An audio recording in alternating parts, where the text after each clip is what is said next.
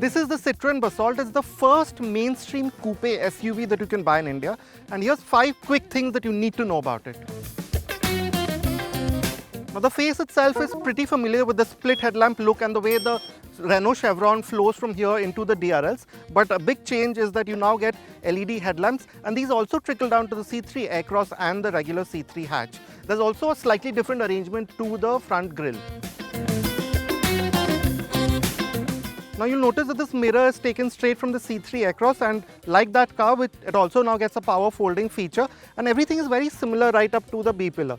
But where there is a big difference is this heavily raked roofline, as you can see, this big windscreen which gives it that coupe SUV look, and you still have this big boot.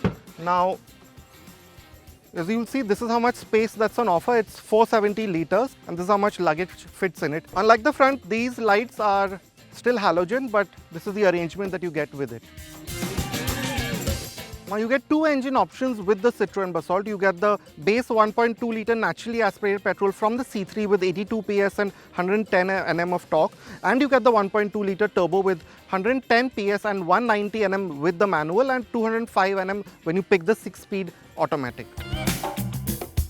Now this is what you get inside the Citroen Basalt. Now this design itself will be quite familiar to you, but there are some changes. The color scheme is slightly different from the C3 Aircross and the C3, but what is similar is this 10.25-inch touchscreen with wireless Android Auto and Apple CarPlay that has been carried over, and you also get the digital instrumentation from the C3 Aircross. That's also same, but there are changes. There are now more features.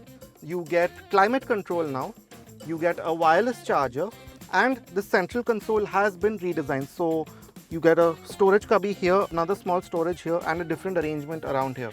Now another small change, the key fob is new. It's not push button start, but it's a flip key now.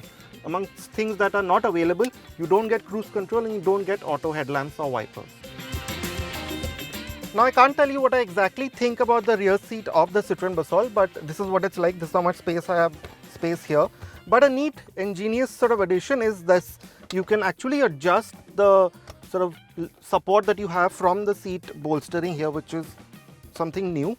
Now among new features that have been added here, again you get rear AC vents and a center armrest, and a big change is that the power window switches which in the C3 Aircross earlier were fitted here are now fitted here, although the C3 Aircross, the new one, also gets this function now. Now another new addition is that, of course, while you don't have a panoramic sunroof, you will notice that these seat cushions, they have this sort of rest to them on the side, which is again something not very common in cars of this size. Now the Citroen Basalt should compete with cars like the Hyundai Creta, the Kia Seltos and the Maruti Suzuki Grand Vitara. So what do you think it should be priced at? Our guess is between rupees 10 to 15 lakhs, but we want to know what you think, and would you pick these over one of those cars? Let us know in the comments.